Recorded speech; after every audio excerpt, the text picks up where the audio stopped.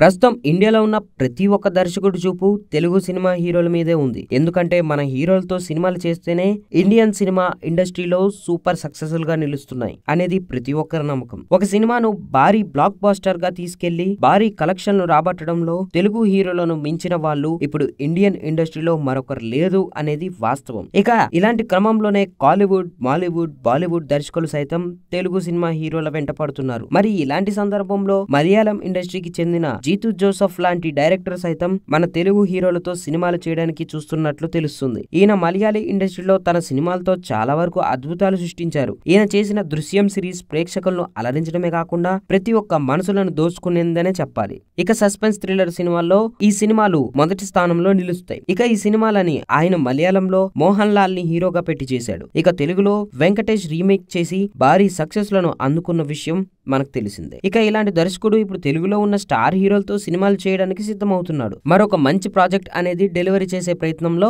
ఉన్నట్లుగా తెలుస్తుంది. మరి ఇప్పుడు అందరి హీరోలు వరుసగా 2-3 సినిమాలు కమిట్ అయి ఉన్నారు. కాబట్టి ఆయన చెప్పిన పాయింట్ చాలా కొత్తగా ఉన్నప్పటికీ మన హీరోలు డేట్స్ ఇచ్చే అవకాశాలు అయితే లేవు. మరి ఈయన మన హీరోలతో సినిమాలు చేయాలంటే చాలా సంవత్సరాల పాటు వెయిట్ చేయాల్సి, మరి అన్ని సంవత్సరాలు వెయిట్ చేసే ఓపిక ఆయనకు ఉందా, లేదంటే మలయాళం ఇండస్ట్రీలో ఉన్న స్టార్ హీరోలతో సినిమాలు చేసే ప్రయత్నం చేస్తాడా అనేది కూడా తెలియాల్సి ఉంది. నిజానికి జీతు జోసెఫ్ లాంటి దర్శకుడితో మన హీరోలు సినిమాలు చేస్తే మన హీరోల క్రెడిబిలిటీ కూడా పెరుగుతుందని చెప్పడంలో ఏమాత్రం అతిశయోక్తి లేదు. కానీ మన వాళ్ళు ఇప్పుడు ఆయనతో సినిమా చేస్తారా లేదా అనేది చాలా కీలకంగా మారబోతుంది. ఆయన ముందుగా ప్రభాస్ ని టార్గెట్ చేస్తున్నట్లుగా తెలుస్తుంది.